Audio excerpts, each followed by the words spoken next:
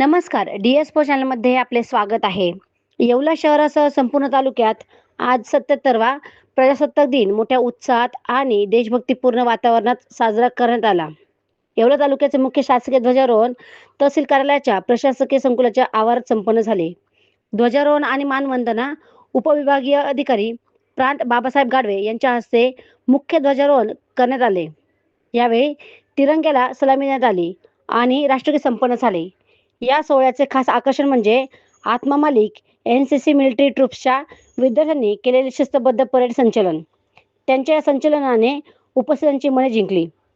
या कार्यक्रमासाठी उपस्थित मान्यवर प्रशासनातील प्रमुख अधिकारी उपस्थित होते, ज्यात प्रामुख्याने विभागीय अधिकारी बाबासाहेब गाडवे, तहसीलदार आबा महाजन, मुख्य अधिकारी येवला नगर परिषद तुषार आहेर, येवला नगर परिषद अध्यक्ष राजू लोणारी, बाळासाहेब लोखंडे, ज्येष्ठ नेते माणिकराव शिंदे, येवला शहर पोलीस निरीक्षक अनिल भवारी, येवला तालुका पोलीस निरीक्षक संदीप मंडलिक, वन परिषद अधिकारी राहुल घुगे यांच्यासह विविध विभागाचे शासकीय अधिकारी, कर्मचारी, स्वतंत्र सैनिक, सामाजिक कार्यकर्ते आणि नागरिक मोठ्या संख्येने उपस्थित होते.